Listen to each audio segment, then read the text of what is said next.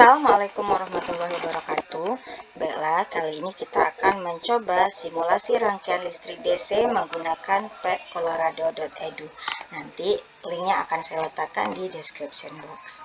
Oke, yang pertama di sini ada dua yang bisa kita pilih, ada intro dan ada lab.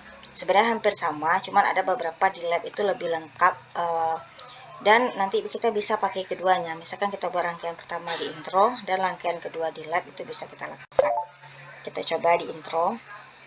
Oke, di sini ada beberapa komponen, ada kabel, baterai, bola lampu, resistor, ada saklar, dan di bawahnya ini masih ada lagi, ada sikring, ada uang dolar, penjepit, dan masih ada lagi ya. Dan di sini ada beberapa tampilan yang bisa kita pilih. Yang pertama itu tampilan elektron, yang kedua itu adalah tampilan arus atau konvensional. Kita juga bisa mengaktifkan label dan nilainya. Di sini juga ada alat ukurnya, voltmeter untuk mengukur tegangan dan ampermeter untuk mengukur arus. Kita coba membuat rangkaian. Oke, yang pertama kita coba buat rangkaian seri. Oke, kita coba rangkaian seri. Itu ada yang pertama, kita bisa menggunakan lampu, bisa juga menggunakan resistor. Kita coba buat rangkaian seri 3 lampu.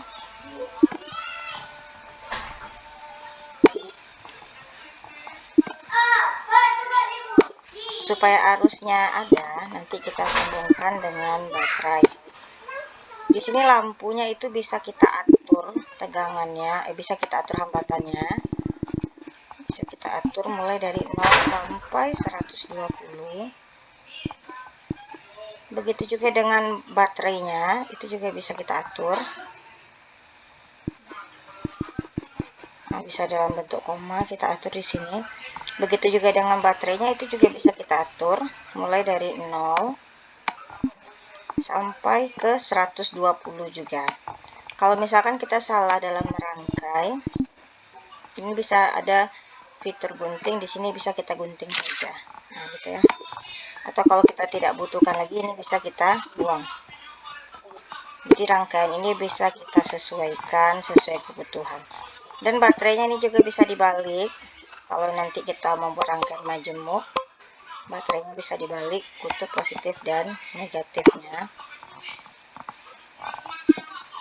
Kabelnya bisa kita panjangkan sesuka hati kita. Oke. Dan kita coba pakai saklar di sini. Oke, kita lihat kalau rangkaian terbuka atau saklar dalam kondisi terbuka, maka tidak ada arus yang mengalir. Namun saat saklarnya kita tutup, arus mengalir. Tanda panah merah ini menunjukkan arus konvensional. Sedangkan kalau kita pilih elektron, ini menunjukkan aliran elektron dari kutub negatif ke kutub positif. Sedangkan kalau kita pakai arus yang konvensional, dia adalah kebalikan dari arah aliran elektron. Dan ini bisa kita ukur dengan tegangan. Di sini bisa kita lihat dengan voltmeter bahwa tegangan sumbernya atau GGL-nya itu adalah 18 volt. 9 volt ditambah 9 volt. Oke, sekarang kalau baterainya kita balik, tegangannya jadi 0 karena arusnya itu bertabrakan, 9 kurang 9. Nah, sekarang kita lihat berapa tegangan yang ada di lampu pertama. Oke, ternyata di lampu pertama itu ada 6 volt. Di lampu kedua juga 6 volt.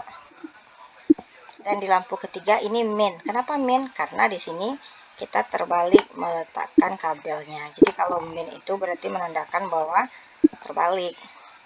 Dan di sini bisa kita atur. Tapi kalau nanti sangat besar, lihat kita. Nah, dari cahayanya itu terlihat. Kalau dia tegangannya besar, berarti arus yang mengalir nanti arusnya pakai ampermeter. Kita bisa melihat hubungan hukum ohm di sini. Kalau tegangan besar, arusnya di sini 8, cahayanya sangat terang. Semakin kecil tegangan, arusnya juga semakin kecil. Jadi kalau hambatannya sama, itu perbandingan antara tegangan dengan arus itu selalu sama. Jadi kalau arusnya itu 4, di sini tegangannya 40.